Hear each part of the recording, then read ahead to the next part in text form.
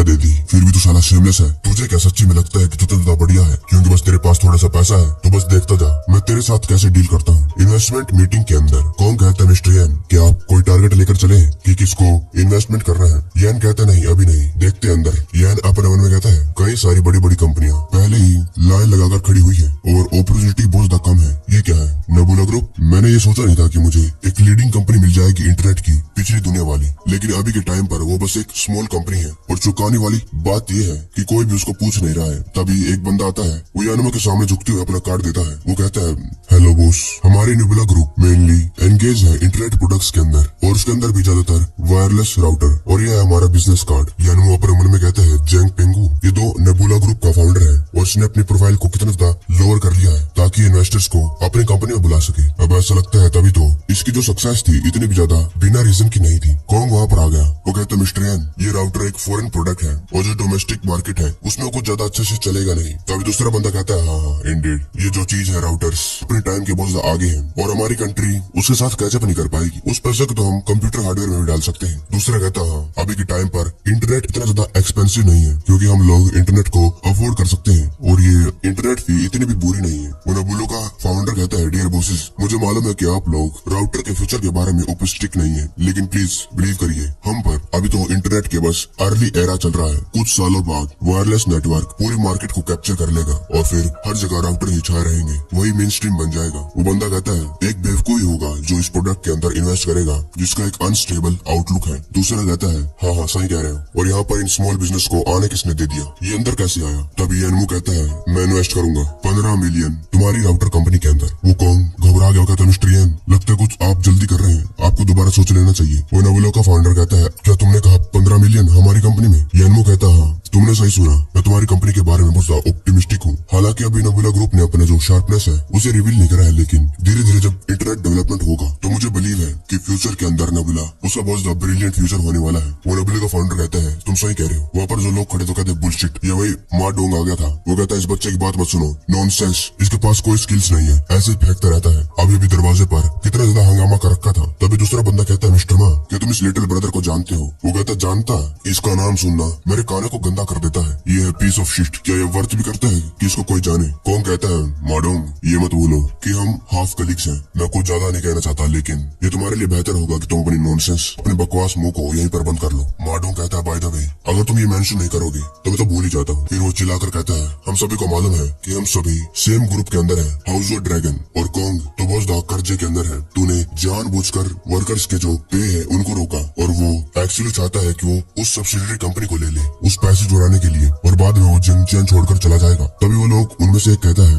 आखिरकार ऐसा कैसे हो सकता है? तो यन और ये कौन मिले हुए हैं? कौन कहता है ज्यादा खराब कैरेक्टर कैसे हो सकता है? अगर कॉन्ग ही ऐसा है तो यानमू वो कौन सा बेहतर होने वाला है? माडोंग कहता है कॉन्ग अगर तुम स्मार्टर होते तो तुम इसके लैपडॉग नहीं बन गए होते। कॉन्ग को गुस्सा आ जाता है और उसकी तरफ जाने लगा। यान उसको रोकता है। वो कहता है अच्छा तो तुम इतने ज्यादा कॉन्फिडेंट हो कि मेरे पास 15 मिलियन इन्वेस्ट करने के लिए नहीं है? माडोंग गुस्से में कहता है मैं माडोंग हमेशा कॉन्फिडेंट होता हूँ, खास करके तुम्हारे जैसे बुलशिट के सामने। अपने मन में वो कहता है मैं किसी भी अमीर बच्चे को नहीं जानता जिसका नाम यानमू है, और फिडेलिटी को खरीदने के बाद इसके पास कितने ही पैसे रह गए होंगे। यानमू कहता है अगर ऐसी बात है तो हिम्मत है एक शर्त लगाओ मेरे साथ। बैट है कि मैं 15 मिलियन नेबुला में इन्वेस्ट करूंगा इमीडिएटली, और बैट ये है सच फिडेलिटी के बारे में। माडोंग फिर से जोर से चिल्लाकर कहता है इसके ऊपर शर्त तो लगा रहे हो, तुम्हारे पास इतने पैसे ही नहीं है कि तुम नेबुला के अंदर इन्वेस्ट करो, ये बैट तो तुम पक्का ही हारने वाले हो। यानमू कहता है लेकिन अगर तुम हारते हो तो मेरे सामने घुटनों पर आकर अपनी गलती मानोगे, पब्लिक के सामने अपने आप को 3 थप्पड़ मारोगे और हमें फिडेलिटी के बारे में साफ साफ क्लियरली बताओगे। ऑफ कोर्स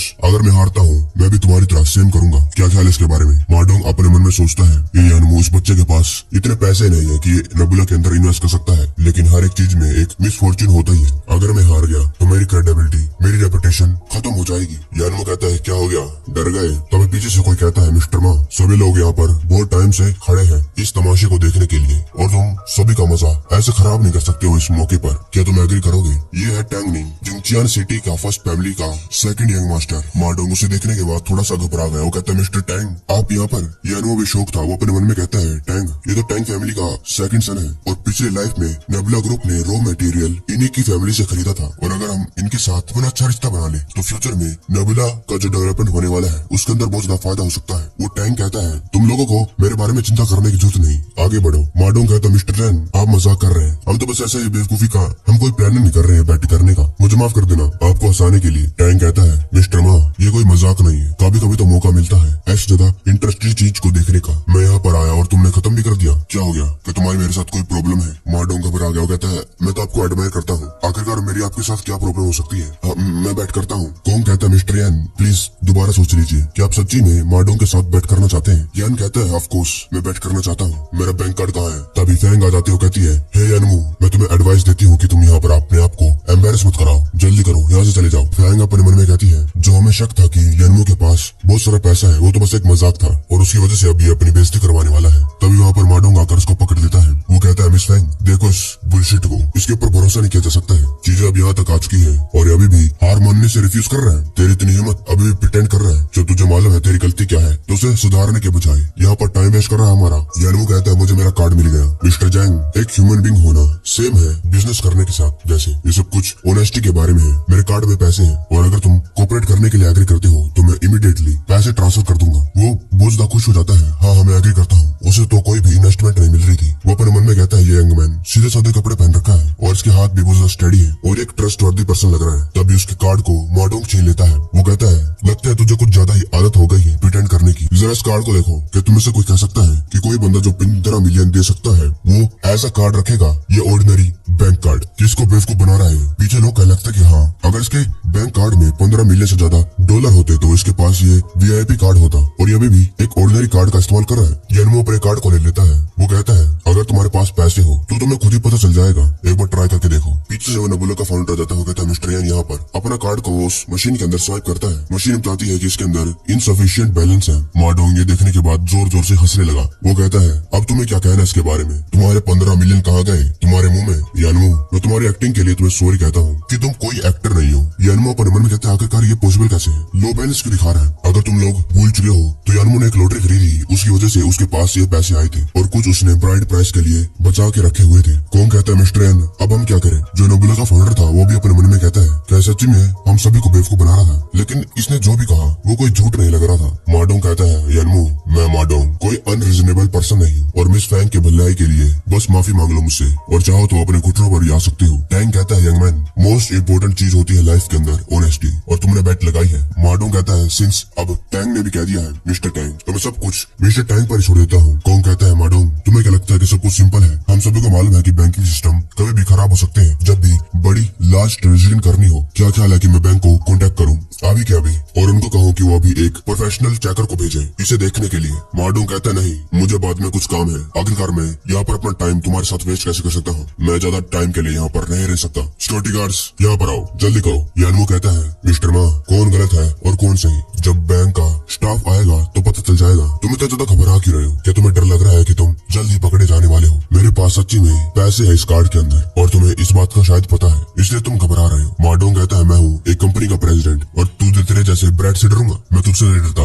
सिक्योरिटी गार्ड वहाँ पर आ जाते हो, कहते हैं मिस्टर मा क्या हुआ, क्या करना है? माडोंग कहता है इसको घेर के खड़े हो जाओ। बच्चे मैं तुझे एक और चांस दे रहा हूँ, अगर तू अभी भी घुटनों पर आकर मुझसे माफी मांगने के लिए राजी नहीं होता है तो ये लोग तुझे तब तक मारेंगे जब तक तू अपने घुटनों पर ना जाए। यानमू कहता है ये कहने के लिए कुछ ज्यादा जल्दी नहीं हो गई और पहली बात ये मैं हारा नहीं हूँ, तुम्हारे सामने घुटनों पर क्यों आऊँ? मुझे लगता है कि जिस बंदे को अपने घुटनों पर आना चाहिए वो तुम हो। यानमू अपने मन में कहता है क्या तुझे सच्ची में लगता है कि मैं इतना ज्यादा ईजी हूँ मुझे बुली करना? माडोंग कहता है लगता है सच्ची में रोने नहीं वाला जब तक ये अपनी मौत को पास से न देख ले। इसे जमीन पर गिरा दो और इसको कहो कि अपने घुटनों पर आकर अपनी गलती माने। तभी कौन का बॉडी गार्ड आ जाता है, कहता है मैं भी देखता हूँ किसकी इतनी हिम्मत जो मिस्टर यान को हाथ लगाए। लेकिन वो अपने मन में कहता है कि मैं एक साथ 2 लोगों को संभाल सकता हूँ लेकिन ये तो 6 हैं, इनको कैसे साफ करूँ? तभी एकदम से वहाँ पर कुछ होता है, किसी को कुछ दिखता नहीं। वो बॉडीगार्ड अपने मन में कहता है ये क्या है, क्या सच्ची में एक इंसान भी है? माडोंग कहता है अगर तेरे अंदर हिम्मत है तो मेरे लिए इंतजार कर, थोड़ी बहुत स्ट्रेंथ है और बड़बड़ जैसा मुंह, तू एक सिंपली यूजलेस है। फैंग अपने मन में कहती है आखिरकार यानमू उसे फाइट करना कब आया? टैंग भी अपने मन में कहता है मैं भी इस बच्चे को देख नहीं पाया, कितना ज्यादा फास्ट था, एक ही पल में इसने सारे के सारे सिक्योरिटी गार्ड को अपने घुटनों पर ला दिया। ये बात सच है कि कोई भी किसी को अपीयरेंस से जज नहीं कर सकता है। तभी कोई कहता है सभी लोग रास्ता दीजिए, हमें कौन से फोन आया है और हम यहाँ पर सिचुएशन को चेक करने के लिए आए हैं। माडोंग कहता है ये बेकार है, यहाँ पर बैंक के स्टाफ क्या कर रहे हैं बीच में टांग डालने के लिए, बिजनेस तो कब का खत्म हो चुका है। टैंग कहता है अब लोग यहाँ पर आ चुके हैं तो कुछ और देर इंतजार करना बुरी बात थोड़ी है।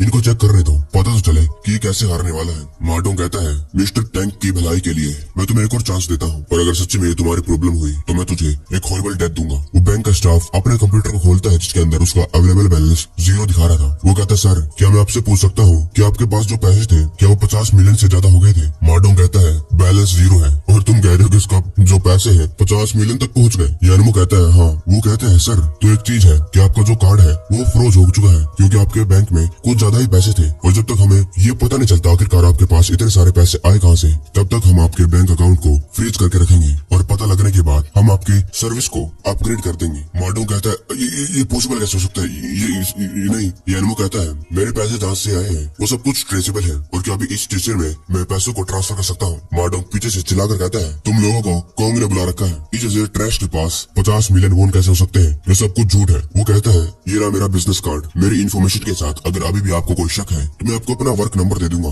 आप फोन करके चेक कर सकते हैं। सर आपका जो बैंक कार्ड है वो एक नॉर्मली तरीके से यूज किया जा सकता है, आप बैंक में आकर अप्लाई कर सकते हैं कस्टमाइज गोल्ड कार्ड के लिए। वो लोग कहने लगते कि गोल्ड कार्ड, इस बंदे के पास थोड़े पैसे नहीं है बहुत पैसे है। मैं भी एक बार यही कार्ड बनवाने के लिए गया था लेकिन लोगों ने मुझे मना कर दिया कि मेरे पास इतने पैसे नहीं है। मार्डोंग फिर से चिल्लाकर कहता है ये काउंट नहीं कर सकता, ये काउंट नहीं करता जब तक इसके पास पैसे नहीं है। नेबुला को अभी के अभी ट्रांसफर करने के लिए ये हार जाएगा। यानमो कहता है कि तुम सच्ची में इतने ज्यादा हरी में हो इसे पता लगाने के लिए? कौन कहता है मिस्टर यान पैसे ट्रांसफर सक्सेसफुल हो चुके हैं। और मार्डोंग अब तुम्हें क्या कहना है? मार्डोंग की हालत खराब हो गई। वो कहते तुम लोग मुझे पसंद नहीं करते हो और तुम मेरे साथ ऐसे डील करना चाहते थे, तुम लोगों ने चीट करी है, मैं ऐसे डील नहीं कर सकता। तब इसके पीछे आकर किसी ने उसके टांग पर लात मार दी जिसके बाद वो नीचे गिर गया। मार्डोंग कहता है मिस्टर टैंक आप ये क्या कर रहे हैं? टैंक कहता है अब तुम हार चुके हो और कौन कह रहा था कि अपनी गलतियों को मानना चाहिए और फिर भी अपनी गलती को नहीं मान रहा, और अब तुम्हें क्या करना है तुम्हें मालूम है। मेरे टाइम को वेस्ट मत करो। वो अपने घुटनों पर आकर अपने आप को थप्पड़ मारते हुए कहता है अभी जब जो हुआ मैं अंधा हो गया था,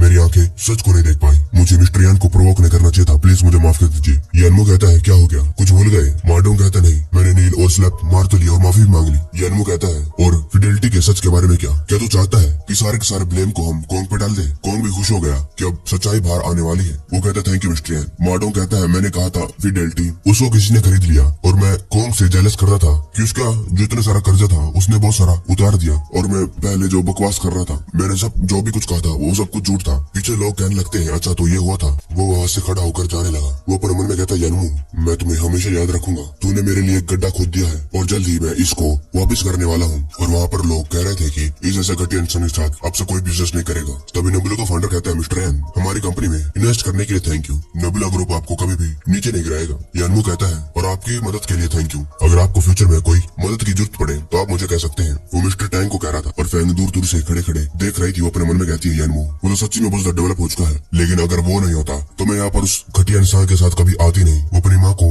याद करने लगती है जब उसकी माँ ने कहा कि फैंग याद है तुम्हारी आंट ने तुम्हें इंट्रोड्यूस करवाया था उस बॉस के साथ। मार्डोंग उसका भाई कहता है मैंने सुना है कि आज एक इन्वेस्टमेंट मीटिंग होने वाली है जिंगपेंग होटल के अंदर और मिस्टर माँ वहाँ पर जाने वाला है। सिस्टर आप भी आज उसके साथ जाएंगी? फैंग कहती है मैं नहीं जाऊंगी, मैं नहीं जाना चाहती। तब उसका फादर आता था। वो कहता है क्या ये बात तुम डिसाइड कर सकती हो कि तुम जाना चाहती हो या नहीं? अब यानमो तो हाथ से निकल गया, लेकिन तुम्हें मेरे पास एक सन इन लॉ लेकर आना है, नहीं तो तुम्हें पालने का क्या फायदा? फिर इसकी माँ रोने लगी। वो रोते हुए कहती है हम तुम्हें ये जबरदस्ती करने के लिए थोड़ी कह रहे हैं, अगर तुम्हारा भाई पैसे ना होने की वजह से उसकी शादी नहीं हो पाई तो हमारी फैमिली एक्सटेंट हो जाएगी, और क्या तुम इस बात को सहन कर सकती हो? और ये बात तो पूछो ही मत, तुम्हारी मोम ने तुम दोनों को कैसे पाला है। टैंक कहता है ये तो किस्मत की बात थी हमें मिलना, और अगर फ्यूचर में तुम्हें कुछ चाहिए होगा तो तुम मुझे कॉन्टेक्ट कर सकते हो। फैंग वहाँ से जाने लगी। सिस्टम से बताता है कि उसने मिशन को कंप्लीट कर लिया और उसे मिलते हैं 10 सर्वाइवल पॉइंट, और सिस्टम 10% सर्वाइवल पॉइंट्स को रख लेगा तुम अपग्रेड करने के लिए। यानमो अपने मन में कहता है तुम्हारा क्या मतलब? सिस्टम खाली मेरी लाइफ को कंट्रोल नहीं कर रहा बल्कि मुझसे चार्ज भी ले रहा है। तभी कोंग का बॉडीगार्ड कहता है मिस्टर यान मिस्टर कोंग ये अच्छा नहीं है। वहाँ पर वर्कर्स दोबारा से हंगामा कर रहे हैं। कोंग कहता है मैंने तुम्हें कहा था कि उनकी सैलरी दे दो, ये फिर से क्यों शुरू हो गया? वो कहता है ये चीजें कुछ ज्यादा ही एडवांस में पहुंच चुकी है, हमने उनकी तनख्वाह दे दी है लेकिन अभी भी वो लोग कंपनी के इंटरेस्ट को ब्लॉक करके खड़े हैं। वो लोग कह रहे हैं कि कंपनी बदल चुकी है, पहले कोई और कर रहा था अब कोई और नया ओनर आ चुका है और अगर फ्यूचर में कहीं उनके लिए कोई काम न रहा तो कौन कहता है मिस्टर एन अब क्या करें, नए प्रोजेक्ट को शुरू होने में अभी टाइम है और हम उनको ऐसे नहीं रख सकते है ना। येन कहता है चलो एक बार कंपनी जाकर खुद देख लेते हैं। मिस्टर टैंग मिस्टर जैंग अभी मैं जाता हूँ फिडेलिटी बिल्डिंग, वहाँ पर वर्कर्स हंगामा कर रहे थे। वो लोग कहते हैं लगता है तुम लोगों को मालूम है कि तुम लोगों के लिए क्या अच्छा है, तुमको तुम्हारे पैसे मिल गए हैं, अब यहाँ से दफा हो जाओ। तभी एक वर्कर उनके एक साथी को धक्का मार देता है और कहता है हमें जाकर मिस्टर कोंग से मिलना है, पैसे तो मिल गए हैं लेकिन प्रोजेक्ट वो जल्द ही रुकने वाला है, उसके बाद क्या आगे हम क्या काम करेंगे। दूसरा कहता है हाँ फिर तो हम अनएम्प्लॉयड हो जाएंगे। उनमें से एक साथी उनका नीचे गिर गया वर्कर्स के धक्का मारने के बाद, फिर बाद में अपना चाकू निकाल लेता है। वो कहता है डैम तुम लोगों की इतनी हिम्मत, मुझे धक्का दे रहे हो, मैं तुम्हें खत्म कर दूंगा। और फिर उस वर्कर को सीधा पेट में चाकू घुसा देता है। वो लोग चिल्लाने लगे उसने चाकू मार दिया, एम्बुलेंस को बुलाओ। यान में कहता है जरा देखते हैं यहाँ पर इतना हंगामा क्यों हो रहा है, जरा देख के आओ। वो बॉडीगार्ड वहाँ पर रास्ता करने लगा, रास्ता दीजिए मिस्टर कोंग और मिस्टर यान आ रहे हैं। तभी एक बंदा जिसके हाथ में चाकू था जिसने चाकू मारा था वो कहता है तुमको तुम्हारे पैसे मिल गए हैं और फिर भी हंगामा कर रहे हो, तुम लोगों को तो एक सबक सिखाना ही था, अब देखता हूँ कि कौन अंदर घुसेगा। दूसरा कहता है भाई सही कह रहा है और अगर तुम लोग मार नहीं खाना चाहते हो इससे पहले देर हो जाए यहाँ से दबा हो जाओ, मिस्टर कोंग के दरवाजे को गंदा मत करो। वहाँ पर